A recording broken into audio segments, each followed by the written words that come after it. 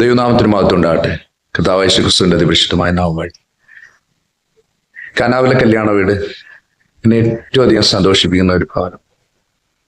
കർത്താവിന്റെ പുസ്തകം ഇങ്ങനെ പറയുന്നത്, അത്ഭുതങ്ങളുടെ അടയാളങ്ങളുടെ ആരംഭം കുറിച്ച ഇടം. ആ വീട്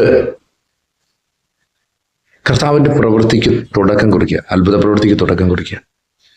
എന്താണെന്ന് ചോദിച്ചാലേ, അവിടെ ഈ കർത്താവിന്റെ അമ്മയും സഹോദരങ്ങളെയൊക്കെ ക്ഷണിച്ചൊരു ഭവനമാണ്. അപ്പം അത് എന്നെ ഏറ്റവും കൂടുതൽ കർത്താവിനെ അവിടെ ക്ഷണിച്ചു എന്നുള്ളതാണ്.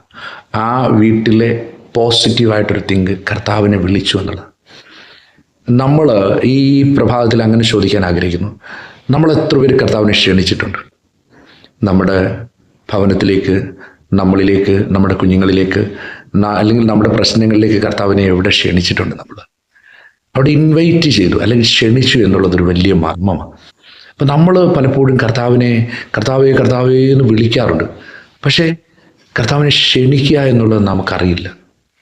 കർത്താവെ, അങ്ങൊന്ന് എന്നിലേക്കൊന്ന് എഴുന്നള്ളി വരണം, എൻ്റെ ഭവനത്തിലേക്കൊന്ന് എഴുന്നള്ളി, എൻ്റെ തലമുറകളിലേക്കൊന്ന് എഴുന്നള്ളി വരണം. നമ്മളങ്ങനെ പ്രാർത്ഥിക്കാറില്ല. എന്നാൽ കർത്താവ് അങ്ങനെയാണ് പ്രാർത്ഥിക്കാൻ പഠിപ്പിച്ചത്, സ്വർഗരാജ്യം ഞങ്ങളിലേക്ക് എഴുന്നള്ളി വരണം. അപ്പം അതുകൊണ്ട് നമുക്ക് കർത്താവിനെ ഇൻവൈറ്റ് ചെയ്തുകൊണ്ട് പ്രാർത്ഥിക്കാൻ പഠിക്കാം. അങ്ങനെ പ്രാർത്ഥിക്കാൻ പഠിക്കണം. അങ്ങനെ വന്നാൽ 6 ദിവസവും നിറയും, 7-ാം ദിവസം മേൽത്തരമായി തരും. അങ്ങനെയാണ് അവിടെ പറയുന്നത്. 6 കൽപ്പാത്രങ്ങളുണ്ടായിരുന്നു. ഈ 6 കൽപ്പാത്രങ്ങളും നിറഞ്ഞു തുളുമ്പി കൃപയാൽ അത് കോരി കൊടുക്കുമ്പോൾ ഏറ്റവും മേൽത്തരമായി. അതുകൊണ്ട് കർത്താവിനെ നമ്മൾ ഇൻവൈറ്റ് ചെയ്യുക, ക്ഷണിക്കാമെങ്കിൽ 6 ദിവസങ്ങളും നിറവായിരിക്കും.